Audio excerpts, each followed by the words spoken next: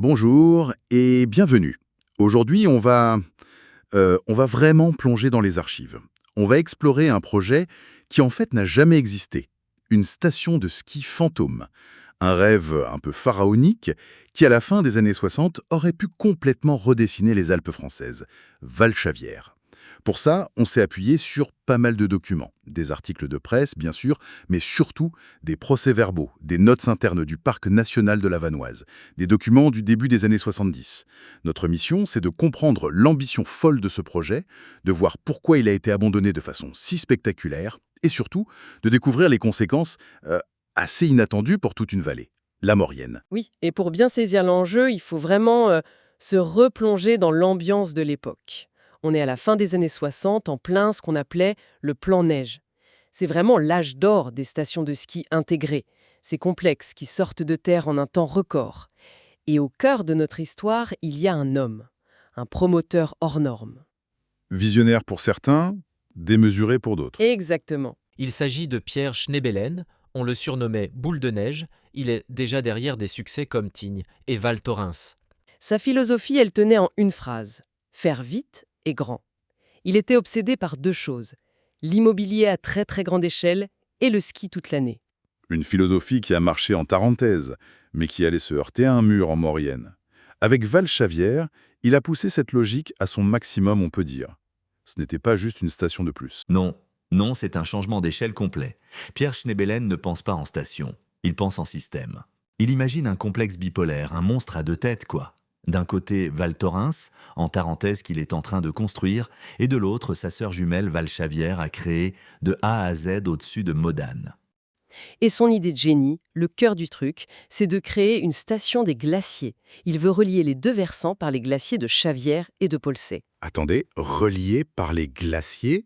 Ça veut dire qu'on aurait pu passer d'une vallée à l'autre, ski au pied, en plein été? Et c'est précisément ça. Aujourd'hui, ça paraît de la science-fiction, alors dans les années 60, C'était l'ambition: offrir du ski 365 jours par an. Le but avoué, c'était de rivaliser avec les très grands domaines comme Zermatt-Servigna. et les chiffres qui vont avec donnent le vertige. Oui, pour le projet global Val Thorens-Valchavière, on parle d'une capacité de 35 000 lits touristiques. 35 000 lits, c'est la taille d'une ville moyenne? Exactement.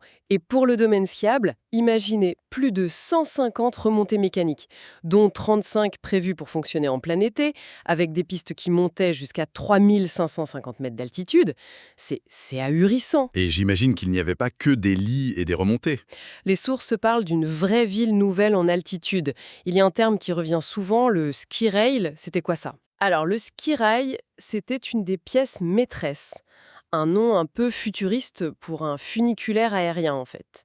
Un truc à très grande capacité pour transporter des milliers de personnes par heure. Mais ce n'est pas tout. Le projet incluait un aéroport d'altitude pour les jets, un Golf 18 trous, 10 piscines, 2 patinoires. Rien que ça? Et même un immense centre commercial avec 75 boutiques, le tout bâti sur un parking souterrain de 2000 places. C'était une utopie. L'idée qu'on pouvait recréer une ville de plaine à 2300 mètres juste pour les loisirs. Et la promesse économique qui allait avec. Elle était colossale. 15 000 emplois. Donc on a cette force qui semble irrésistible. L'ambition de Schneebelen, le soutien politique, la promesse d'emploi. Tout semble aligné. Sauf qu'il a choisi de construire sa ville au pire endroit possible. Il a oublié un petit détail. Exactement, le parc national de la Vanoise. Et pas n'importe lequel, c'est le tout premier parc national français créé en 1963. Le projet Valchavière se situe en plein dedans, dans ce qu'on appelle la zone cœur, un sanctuaire qui est par principe inviolable. Du coup, on se trouve avec une opposition frontale, presque philosophique, entre deux visions du monde, le développement à tout prix d'un côté et de l'autre des préoccupations écologiques qui commençaient à peine à émerger. C'est fou de penser à ça aujourd'hui, à une époque où on se bat pour sauver les glaciers. L'idée d'y mettre des dizaines de pylônes pour skier en été, ça semble venir d'une autre planète. Mais à l'époque, le conflit était donc surtout politique. Absolument. Et là, les archives sont incroyables. Les procès-verbaux du conseil d'administration du parc. C'est très éclairant. On y voit des conflits d'intérêts qui, aujourd'hui, sembleraient juste sidérants. Prenez le personnage principal, Pierre Dumas. Il est président du conseil d'administration du parc, donc sa mission, c'est de le protéger. Logique. Sauf qu'il est aussi secrétaire d'État au tourisme et maire de Chambéry. Il est à la fois le gardien du temple et celui qui a les clés pour les promoteurs. Ah oui, la même personne est jugée partie.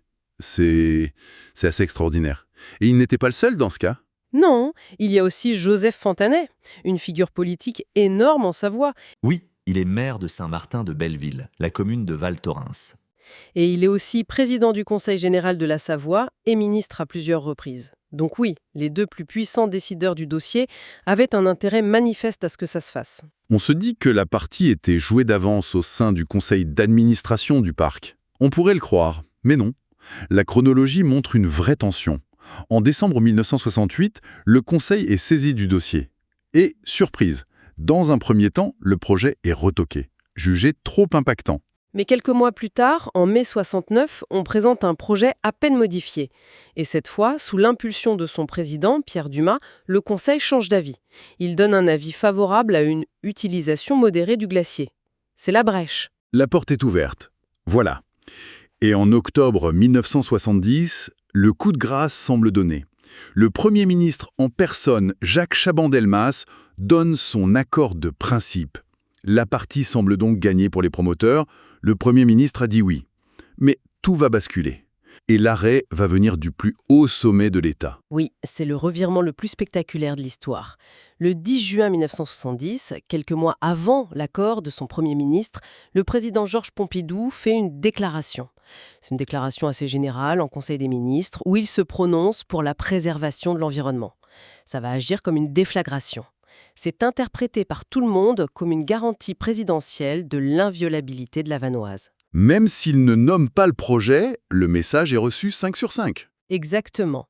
Politiquement, ça devient impossible de soutenir un projet qui ampute le premier parc national de France. C'est fini.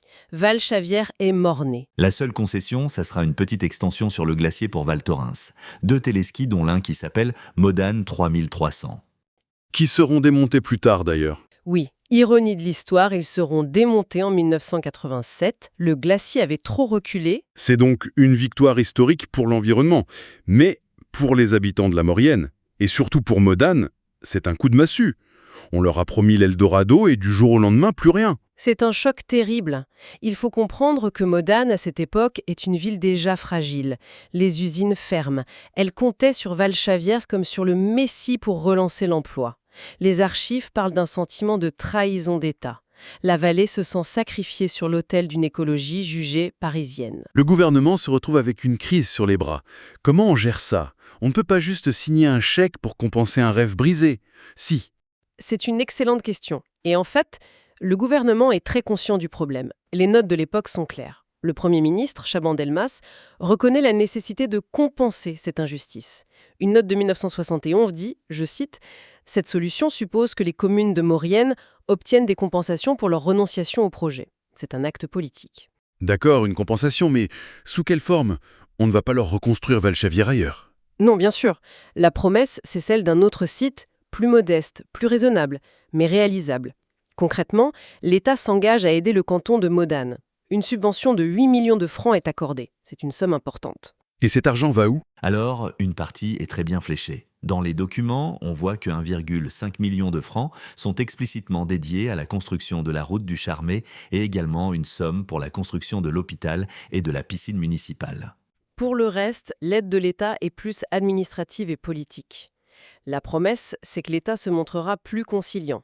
En clair, il s'engage à lever les obstacles, à faciliter les procédures pour qu'un nouveau projet, porté par les élus locaux, puisse voir le jour rapidement. On ouvre une porte en attendant que les locaux s'y engouffrent. Et ils ne se sont pas fait prier, justement, c'est un autre aspect fascinant. C'est tout à fait ça. Les maires des petites communes d'Avrieux et Villarodin-Bourget n'ont pas attendu. Dès le printemps 1970, alors que le débat sur Valchavière fait encore rage, ils créent un syndicat intercommunal, ils sentent le vent tourner et ils préparent déjà l'après.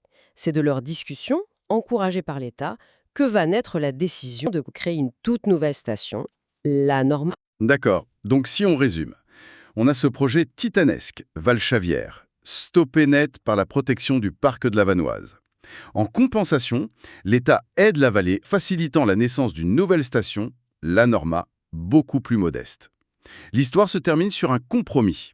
Une fin un peu douce amère, mais une fin. On pourrait le croire. On pourrait penser que c'est la fin du récit. Le géant est terrassé et un projet à taille humaine voit le jour. Sauf que ce n'est pas du tout la fin. En réalité, c'est le début d'une autre saga. Comment ça? La solution raisonnable était elle aussi menacée. Disons que, pendant que les élus locaux s'activaient, d'autres services de ce même État travaillaient en coulisses. On a mis la main sur un autre document. Un rapport rédigé par un organisme qui s'appelait le Service d'études d'aménagement touristique de la montagne. Le cerveau technique du plan neige? Exactement. Et ce document, on peut le qualifier d'explosif. Il concerne directement le projet naissant de la Norma et ce qu'il contient remet absolument tout en cause. Et que dit ce rapport? Pour le savoir, il faudra nous retrouver pour le second volet de cette analyse. On y dévoilera le contenu de ce document et la suite de cette histoire incroyable.